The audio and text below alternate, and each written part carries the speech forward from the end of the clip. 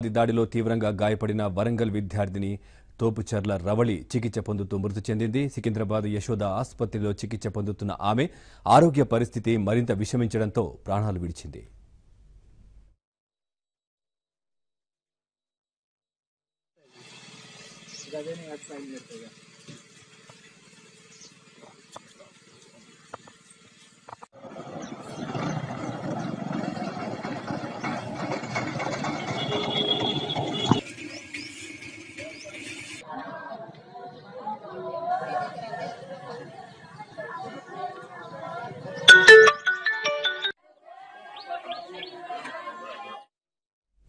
Hanamkonda Vagdevi degree కళాశాలలో BSc final year చదువుతున్న రవళిపై అదే కళాశాలకు చెందిన సాయి అన్వేష్ అందరూ చూస్తుండగానే పెట్రోల్ పోసి నిప్పంటించాడు. హత్యాయత్నానికి పాల్పడ్డాడు. ప్రేమించలేదన్న అక్కసుతో పెట్రోల్ పోసి నిప్పంటించడంతో రవళి శరీరం 70% కాలిపోయింది. దీంతో ఆమెను తొలుత ఎంజీఎంకు తరలించారు. ఆ తర్వాత వైద్యుల సూచనలతో మెరుగైన వైద్యం కోసం సికింద్రాబాద్ యశోద ఆసుపత్రికి చేర్పించారు. బాధితురాలిని ఐసీయూలో వెంటిలేటర్పై ఉంచి చికిత్స అందించారు. వారం రోజుల పాటు మృత్యువుతో పోరాడిన రవళి చివరకు ప్రాణాలు విడిచినట్లు వైద్యులు వెల్లడించారు.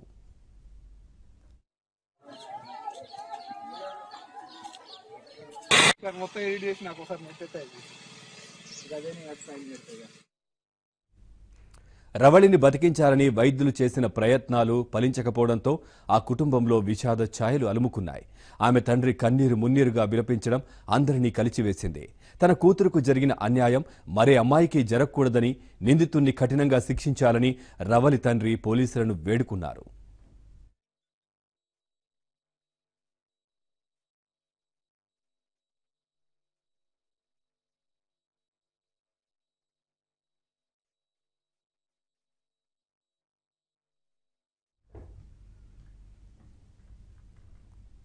రవళి శవ పరీక్షలు గాంధీ ఆసుపత్రిలో పూర్తయ్యాయి. ఆసుపత్రికి వచ్చిన పంచాయతీరాజ్ శాఖ మంత్రి ఎర్రవెల్లి దయాకర్ రావు కుటుంబ సభ్యులను ఓదార్చారు.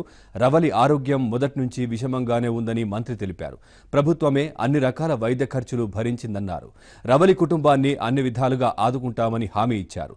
పెట్రోల్ దాడి నిందితుడిపై కఠిన చర్యలు చేపడతామని తెలిపారు. ఇలాంటి ఘటనలు పునరావృతం కాకుండా చూసుకుంటామన్నారు.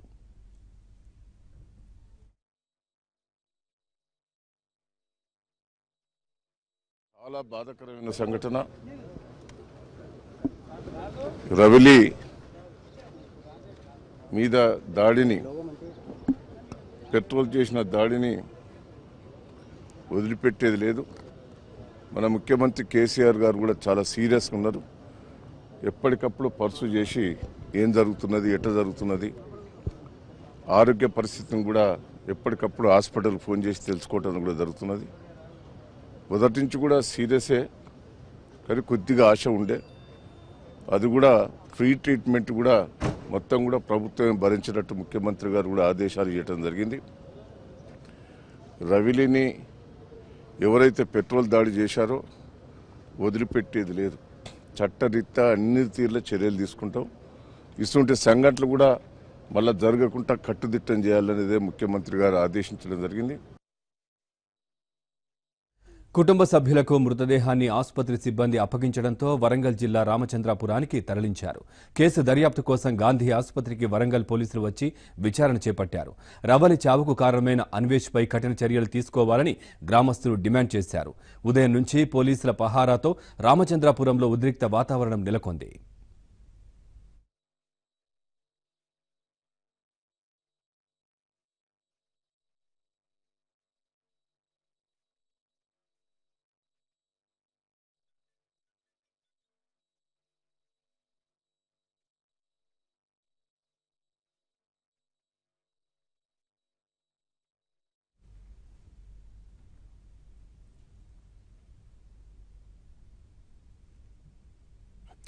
రవళి చనిపోయిందన్న వార్త తెలుసుకుని ఆమె కుటుంబ సభ్యులు, బంధువులు తీవ్ర ఆవేదన చెందుతున్నారు.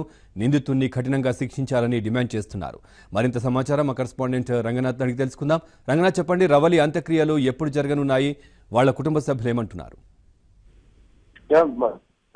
రవళి గత నెల 27వ తేదీన హన్మకొండ వాగ్దేవి కాలేజీ వద్ద రవళిపై పెట్రోల్ దాడి జరిగింది. సాయి అన్వేష్ అనే విద్యార్థి ఆ ప్రేమోన్మాది కారణంగా ఆమె పెట్రోల్ పోసి అంటించాడు. ఆ తర్వాత 85% పూర్తిగా బర్న్ అయిన రవళీరావును మొదట్లో ఎంజిఎం ఆసుపత్రికి తరలించారు. ఆ తర్వాత సికింద్రాబాద్ యశోదలో ఆమెకు చికిత్స అందించారు. నిన్న సాయంత్రం ఆమె మృతి చెందినట్లుగా వైద్యులు ధృవీకరించినప్పటి నుంచి సంగం మండలం రామచంద్రపురం, ఆమె సొంత గ్రామమైన సంగం మండలం రామచంద్రపురంలో కొంత ఉద్రిక్తత చోటు చేసుకుంది. ప్రధానంగా ఖచ్చితంగా సాయి అన్వేషణ ఉరి తీయాలి లేదా ఎన్కౌంటర్ చేయాలని బంధువులు ఆమె సన్నిహితులంతా కూడా కోరుతున్న పరిస్థితి.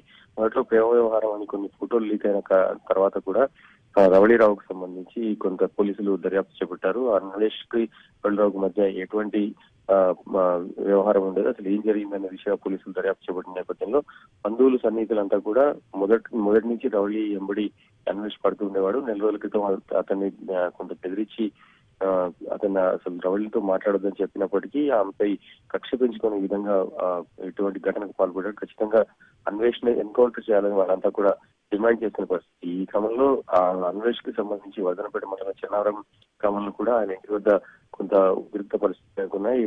ఏ క్షణంలో ఎటువంటి దాడి జరుగుతుందని పోలీసులు పెద్ద ఎత్తున చెన్నారం గ్రామంలో కూడా బందోబస్తు ఏర్పాటు చేశారు. ప్రస్తుతం రవళి మృతదేహం మరి కాసేపట్లో రామచంద్రాపురం గ్రామానికి చేరుకుంది. ఇక్కడ పూర్తిగా గట్టి పోలీస్ బందోబస్తు మధ్య ఆమెకి మధ్యాహ్నం వరకు అంత్యక్రియ నిర్వహించడానికి అన్ని ఏర్పాటు చేశారు. ఖచ్చితంగా ఇమీడియట్ గా ఈ ఫెనరల్ ప్రోగ్రామ్ చేయాలి, లేకుంటే మరింత ఉద్రిక్తత పెరిగే అవకాశం ఉంది. ఎక్కడి నుంచి అంటే కొంత చాలా సెన్సిటివ్ ఇష్యూ కాబట్టి మహిళా సంఘాలు కానీ ప్రజా సంఘాలు కానీ ఇక్కడికి చేరుకొని పెద్ద ఎత్తున ధర్నాలు నిర్వహించే అవకాశం కూడా ఉంది. ఖచ్చితంగా అన్వేషణకు సంబంధించి అతని పట్ల కఠిన చర్యలు తీసుకోవాలి, అతన్ని ఉరి తీయాలంటూ డిమాండ్ వెలువడుతున్న నేపథ్యంలో ఎట్టి పరిస్థితుల్లోనూ ఫినరల్ చాలా ఇమీడియట్ గా చేయాలని పోలీసులు భావిస్తున్నారు. ఆ దిశగానే కుటుంబ సభ్యులు కూడా మోటివేట్ చేస్తున్నారు. ఇమీడియట్ గా ఫినరల్ చేయడానికి కావాల్సిన ఏర్పాట్లన్నీ కూడా చేశారు.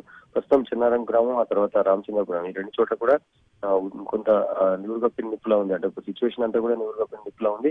ఏ క్షణంలో ఎటువంటి సిచ్యువేషన్ ఎదురైనా ఇమీడియట్ గా ఎదుర్కోవడానికి పోలీసు బృందాలు మొదలైంచారు. మొత్తం మీద అన్ని చోట్ల కూడా అంటే ఈ రవళికి సంబంధించి వాగ్దేవి డిగ్రీ కాలేజ్, ఆ తర్వాత అన్వేష్ కి సంబంధించి అతను చదువుతున్న వాగ్దేవి కాలేజ్ వద్ద ఈ మొత్తంగా పోలీసులు ఏ క్షణాన్ని ఎటువంటి సిచ్యువేషన్ ఎదురైనా దాన్ని ఇమీడియట్ గా ఎదుర్కోవడానికి సిద్ధమై ఉన్నారు. ప్రస్తుతం చెన్నారం రామచంద్రపురం గ్రామంలో పోలీస్ బందోబస్తు కొనసాగుతుంది. మధ్యాహ్నం వరకు రవళి అంత్యక్రియలు పూర్తయ్యే అవకాశం ఉంది.